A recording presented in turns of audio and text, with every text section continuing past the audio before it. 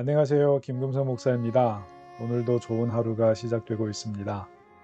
오늘은 지난주에 이어 베드로전서 2장 6절을 묵상하겠습니다. 2장 5절에서는 구원을 받은 거룩한 제사장으로서 신령한 집을 지어야 하는 사명에 대하여 생각해 보았습니다. 오늘 함께 묵상할 2장 6절은 구약 이사야 28장 16절을 인용하는 내용입니다. 먼저 성경을 읽어드리겠습니다. 성경에 기록되었으되 보라, 내가 택한 보배로운 모퉁이 돌을 시온에 두노니 그를 믿는 자는 부끄러움을 당하지 아니하리라 하였으니. 베드로전서에서는 가장 먼저 돌을 언급한 곳은 2장 4절입니다. 여기서 예수님을 살아있는 돌로 소개하였습니다. 그리고 지난주에 묵상했던 대로 산돌이신 예수님을 통하여 우리도 산돌로서 신령한 집을 지어야 한다고 말씀드렸습니다.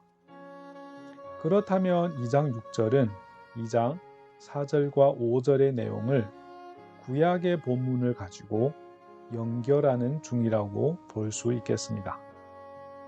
왜 연결하는지 구약과 신약의 관계를 생각하면 쉽게 이해가 되겠습니다.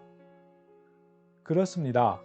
우리가 잘 알고 있듯이 구약에서 실패한 이스라엘 백성들을 대상으로 하나님께서는 다시 약속을 하셨는데 그 약속이 신약에서 예수님이 오셔서 성취하여 주십니다.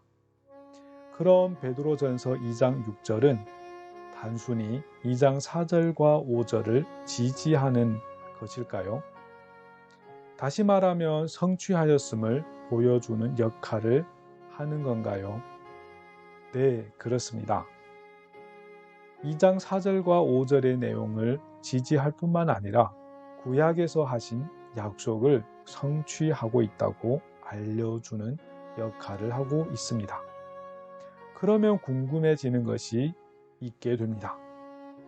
왜 택한 보배로운 모퉁이 돌을 시온에 두었는데 그를 믿는 자는 부끄러움을 당하지 아니하리라고 말할까요?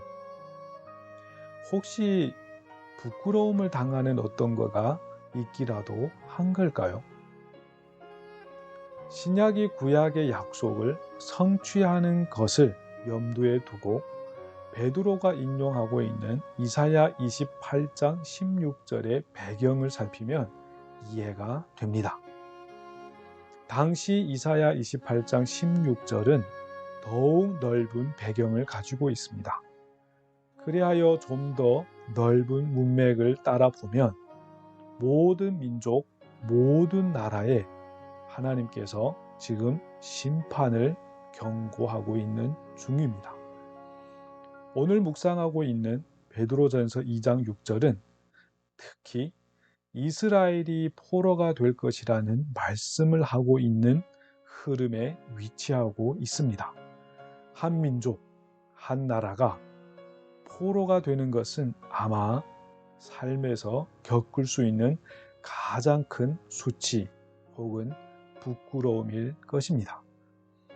그것도 세상을 창조하신 하나님의 백성이 이 사건을 당한다면 그 수치스러움은 가히 표현하기 힘들 것입니다. 지금 이 말씀은 이런 분위기 가운데 있음을 생각하면 왜 부끄러움을 당하지 않는다고 하는지 이해가 될 것 같습니다. 하지만 구약의 입장에서는 택함을 받은 보배로운 모퉁이 돌이 미래에 도래하기에 바라보아야 하는 입장입니다. 그리하여 이스라엘 백성들은 간절히 기다리기 시작하였습니다. 작은 기미라도 보이면 집중하였을 것 같다는 생각이 드네요.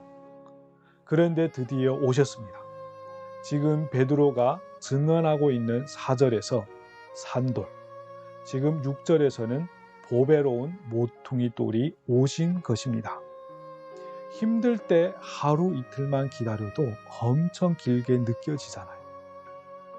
이스라엘 입장에서는 가히 몇백 년을 기다린 셈입니다. 바벨론이 지나가고 페르시아도 지나가고 그리스 제국도 지나갔는데 아직도 기미가 보이지 않았습니다. 한 제국이 지나갈 때마다 이스라엘은 지금인가?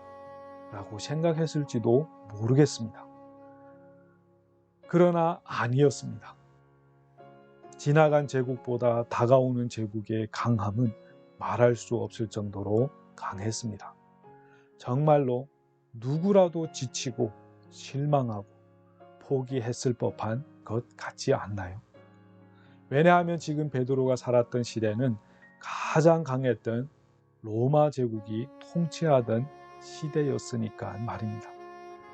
그런데 어느 시인이 그랬듯이 밤이 어두울수록 새벽이 가까웠다고 드디어 오매불망 기다리던 그 약속의 인물이 오신 것입니다.